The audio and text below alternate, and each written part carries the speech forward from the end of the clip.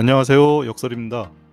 오늘은 바둑의 기원에 대한 제 뇌피셜을 풀어볼까 합니다. 제가 얼마 전에 한국과 조선에 대한 한자를 쪼개며 설명을 드린 영상이 있었죠. 저는 그것이 답이라고 생각하지는 않습니다. 우리 민족이 5천년의 역사라고 말하고는 있지만은 그 역사의 기록이나 유물 등등 고고학적인 바탕이 그 시간과 깊이에 비해 터무니없이 적다는 생각에 지금 현재 우리가 쓰는 언어, 즉 한글이나 한자에 혹시 우리 조상님들이 의식적이든 무의식적이든 남겨놓은 것이 없는가 해서 그 언어들에서나마 저는 한민족에 대한 고고학적인 힌트가 있을까 해서 예전부터 곰곰이 생각해온 사람일 뿐입니다. 그런 저에게 제 영상에 어떤 분이 오셔서 저도 대충은 무슨 말씀을 하시려는지는 알고 있어요. 그 어떤 권위 있는 학자가 그들 나름대로의 상상력과 지식을 동원해 만든, 저 개인적으로는 동의할 수 없는 학설과 해석으로 이것이 옳다라는 식의 댓글과 우리 민족의 근간, 즉 동의를 오랑캐라는 뉘앙스의 글을 올리신 거에 제가 뭐라고 잠시나마 흥분을 했었던 듯 합니다. 그 점 그분께는 사과드립니다. 우리 현재의 한국인들 중에 사대주의와 식민사관으로 소중화 사상이라고 하죠.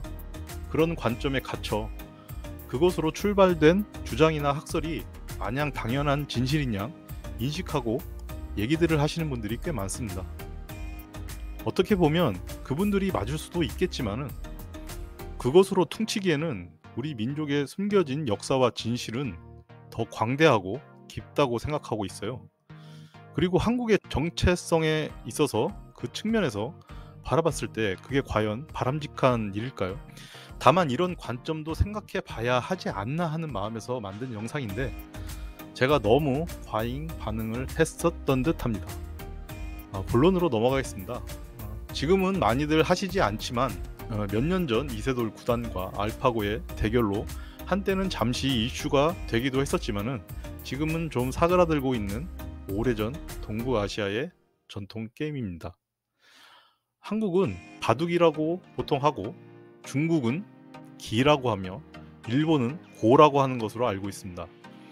저는 중국이나 일본은 같은 글을 쓰는 것 같아요. 같은 한자를 쓰는 것 같고 발음만 중국은 기, 일본은 고라고 그렇게 불리는 것 같고 그 중국의 기는 바둑판을 상징하는 나무 목변을 쓴다면 일본은 바둑돌을 상징하는 돌석자 그 변을 써서 그 기라는 어딘가를 지목하는 한자 글의 맨 아래편에 붙여서 개념을 잡은 듯 보인다.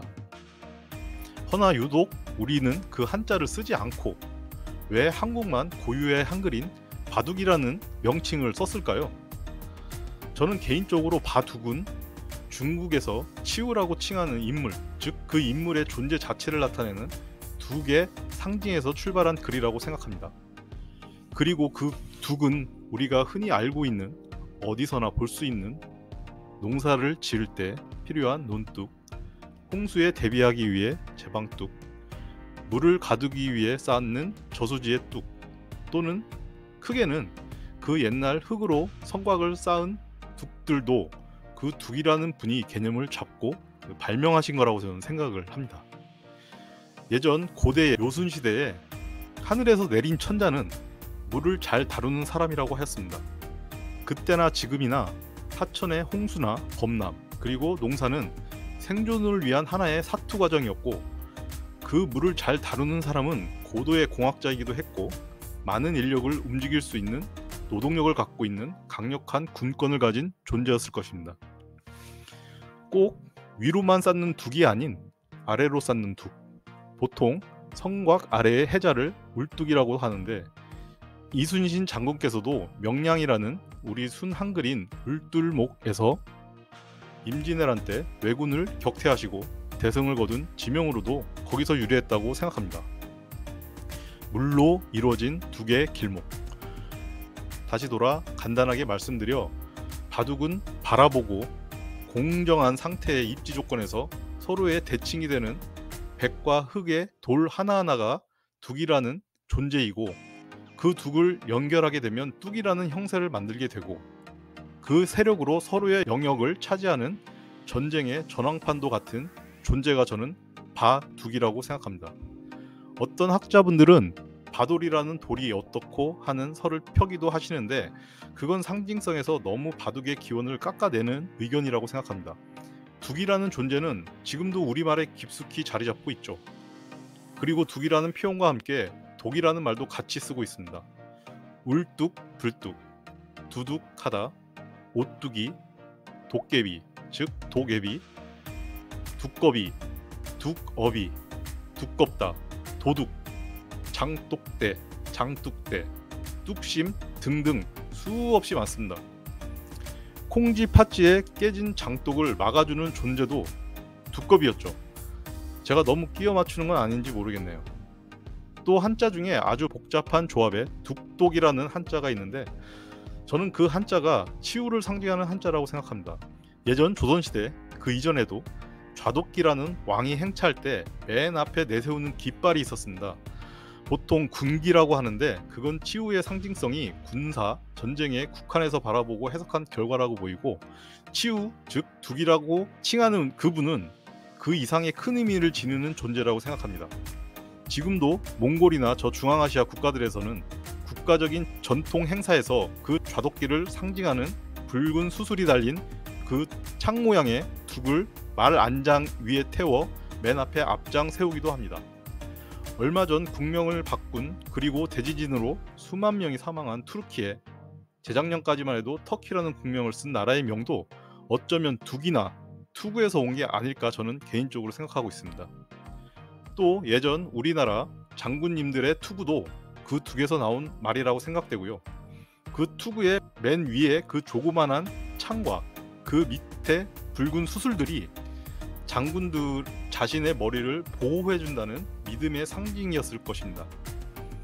예전 조선말 강화도 조약으로 촉발되어 그 조선을 상징하는 국기를 정하실 때 제가 생각하기엔 고종 황제께서 신하인 박영효에게 명하시어 제작한 국가의 대표 국기는 태극기죠.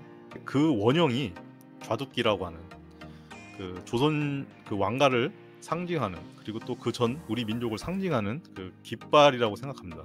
그 좌둑기에는 검은 바탕의 천에 바깥쪽으로부터 과거 우리 조상님들의 신앙이었던 별자리, 칠성, 삼성, 독성 등등 그 외에 무수한 많은 별자리들이 새겨져 있고 그리고 중앙으로 가면서 그 중간에 8개가 있습니다. 그리고 또 맨 중앙에는 태극을 상징하는 문양이 함께 있는 그 깃발로 지금의 뚝섬의 유래에 그 좌둑기가 어떤 홍수에 떠내려와 우연하게 꽂힌 곳이 그 뚝섬이라고 저는 알고 있어요.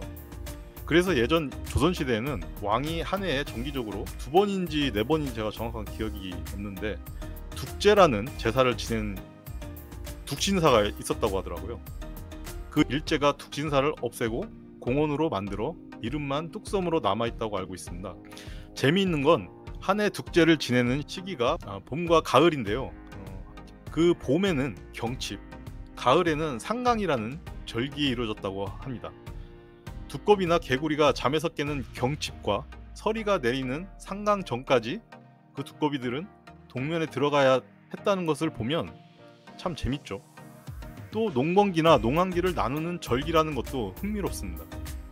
그래서 그 농사를 지어 남은 쌀이나 곡식들을 이용해서 떡이라는 것을 만들어 그 둑신을 기렸던 듯합니다. 저는 개인적으로 그 떡의 기원도 뚝을 먹다라는 뜻에서 그 뚝을 먹고 우리를 보호해준다는 그런 어떤 믿음이 있었지 않았을까 우리 조상님들이 그런 전 생각을 좀 해봅니다. 그리고 다음 기회에 말씀드리겠지만은 우리 민족에게 해의 전령은 세발 달린 삼조고라는 건 역사를 조금 관심이 있으신 분들이라고 하면 다 아시는 내용이겠지만은 달의 전령은 잘 모르시는 분들이 많은데 달의 전령은 토끼가 아니고 삼족섬 즉 세발 달린 두꺼비라는 사실을 말씀드립니다. 그래서 달빛의 고운 손을 가리켜 섬섬옥수라는 사자성어도 있듯이 달의 전령, 두꺼비와 뚝신 그리고 치우는 밀접한 관계가 있다고 보여집니다. 여기까지가 제가 생각하는 뇌피셜이고요.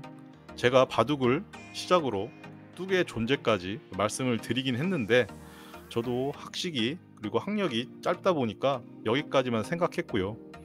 더 찾아보고 정리해서 제대로 영상을 올리려다가 그냥 지금까지 제 뇌피셜을 부담 없이 유튜브에 올리기로 해서 그냥 이렇게 올리게 됐습니다. 부족하나마 제 영상에 마음이 동하시거나 만족을 하시는 분들이 있으시면 좋아요 좀 눌러주시고요.